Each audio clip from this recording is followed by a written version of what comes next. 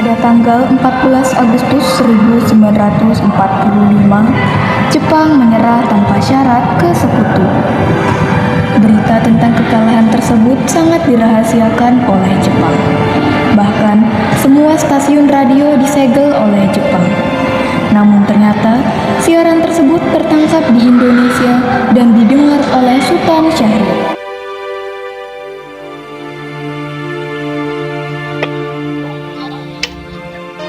In 1945, final defeat came to the Japanese. 3 days after the war's end, a committee of national leaders proclaimed the independence of the Republic of Indonesia, with Sukarno as president. Thus, on their own initiative, seizing the freedom promised 3 years earlier by the Dutch. With the Japanese defeated and no allied force. Sore hari setelah Sultan Syahrir mendengar berita kekalahan Jepang, Sultan Syahrir pun memberitahu hal tersebut kepada para pemuda.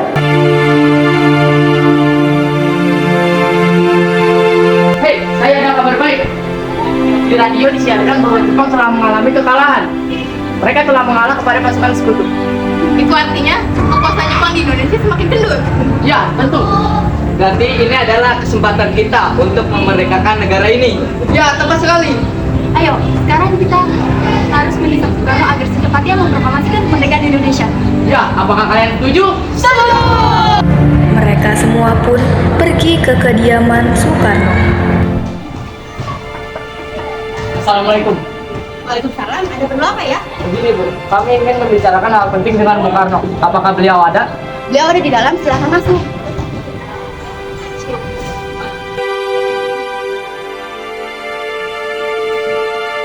Jadi apa yang ingin dibicarakan? Seperti yang sudah kita ketahui, Jepang sedang berada di ambang kekalahannya. Dan ini adalah kesempatan besar bagi kita untuk segera memerdekakan Indonesia. Iya, Bung, secepatnya. Tapi bukannya terlalu terburu-buru? Kekuasaan Jepang saat ini sudah melengah, Bung. Jepang juga saat ini sudah menyerah pada sekutu. Saya tidak berhak bertindak karena ini adalah tugas PPKI. PPKI adalah buatan Jepang, Bung. Jika kita merdeka melalui PPKI, sekutu akan menganggap Indonesia adalah buatan Jepang. Ayo Bung, malam ini juga kita kibarkan revolusi. Mengapa kita harus menunggu Jepang memerdekakan kita jika kita bisa mewujudkan kemerdekaan kita sendiri? Kekuatan kita tidak sebanding dengan kekuatan Jepang dan sekutu. Kita tidak dapat merdeka tanpa bantuan mereka. Saya yakin kita bisa, Bung. Kita bisa. Mari kita laksanakan proklamasi segera. Benar Bung, cepatlah. Malam ini, Bung. Malam ini. Tetapi ternyata usaha mendesak golongan tua gagal. Para pemuda kemudian melaksanakan pertemuan di Jalan Cikini 17. Mereka lalu sepakat untuk menculik Bung Karno dan Bung Hatta untuk membawa mereka ke Rengas Dengklok. Keesokan harinya, 16 Agustus 1945, tepat pada pukul 4 pagi, rombongan pemuda menculik Bung Hatta untuk dibawa ke Rengas Dengklok tanpa sepengetahuan para golongan tua. Assalamualaikum. Waalaikumsalam. Mari, Bung. Bung Hatta harus kita. Akan dibawa kemana aku ini? Lagi pula, kenapa kita harus pergi? Rengas Dengklok, ini sudah menjadi keputusan para pemuda. Selain itu, rakyat akan menyerbu kota. Apa yang Anda bicarakan? Jika itu benar, kita tidak akan bisa melawan tentara Jepang. Karena tentara Jepang di Jawa masih utuh. Ini sudah menjadi keputusan kami, Bung. Dan Anda harus tetap ikut kami ke Rengas Dengklok. Itu juga demi kebaikan Anda, Bung. Ayo, Bung. Waktu Anda hampir habis. Rombongan pemuda juga melakukan hal yang sama, yaitu menculik Soekarno. Bung Karno, Bung Karno. Ada apa? Ada di kami ke Rengas Dengklok. Untuk apa ikutin kalian? Ini kan sudah jadi kesepakatan para pemuda, Bung. Jadi kami akan bawa Anda dan Bung Hatta ke Rengas Dengklok. Ayo ikut kami. Suamiku, suamiku. 17 Agustus 1945 dini hari, Ahmad Subarjo membantu Soekarno bersama Hatta. Laksamana Maeda dan para pemuda lain turut ikut serta membantu membuat teks proklamasi di rumah Laksamana Maeda. Mereka semua pun telah sampai di rumah Laksamana Maeda yang terletak di Jalan Imam Bonjol nomor 1. Di ruang makan dalam rumah Laksamana Maeda telah berkumpullah Bung Karno, Bung Hatta, Ahmad Subarjo, Sayuti Melik, dan perwakilan para pemuda. Baiklah, Bung, sudah saatnya kita menulis teks proklamasi tersebut. Baiklah, saudara-saudaraku, bagaimana kalau kita menuliskan? Amin. bangsa Indonesia. Dan ini menyatakan kemerdekaan Indonesia. Selanjutnya, Bung, hal-hal yang terkait pemindahan kekuasaan dan lain-lain akan dilaksanakan dengan tempo yang sesingkat-singkatnya. Jakarta, 11 Agustus 1945, atas nama bangsa Indonesia.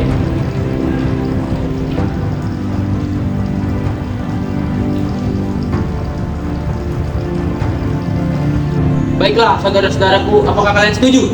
Ya, kami setuju, Bung. Lalu siapa yang akan menandatangani naskah ini? Bagaimana kalau semua yang hadir di sini? Saya rasa jangan, Bung, terlalu banyak.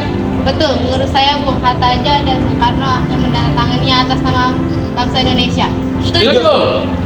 Baiklah, saudaraku, saya tolong berikan naskah ini. Baik. Kapan kita akan melaksanakannya? Pada hari ini, 17 Agustus tepat pukul 10. Bagaimana? Kami setuju, Bung. Tapi di mana kita akan melaksanakannya? Di rumah Bung Karno. Setuju. Di naskahnya Bung, silakan ditandatangani. Baik, terima kasih.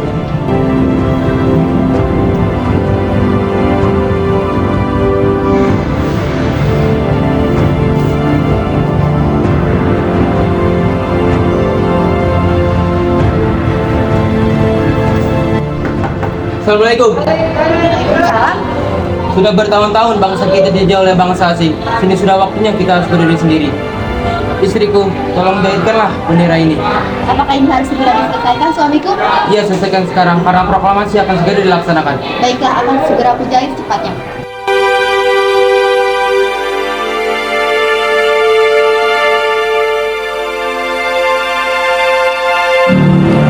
Jumat pagi, tepat pada pukul 10, semua orang telah berkumpul di halaman depan rumah Bung Karno yang terletak di Jalan Pegangsaan Timur nomor 56 Jakarta untuk mendengarkan pelaksanaan proklamasi. Proklamasi kami, bangsa Indonesia, dengan ini menyatakan kemerdekaan Indonesia. Hal-hal yang terkait pemindahan kekuasaan dan lain-lain akan dilaksanakan dengan tempo yang sesingkat-singkatnya.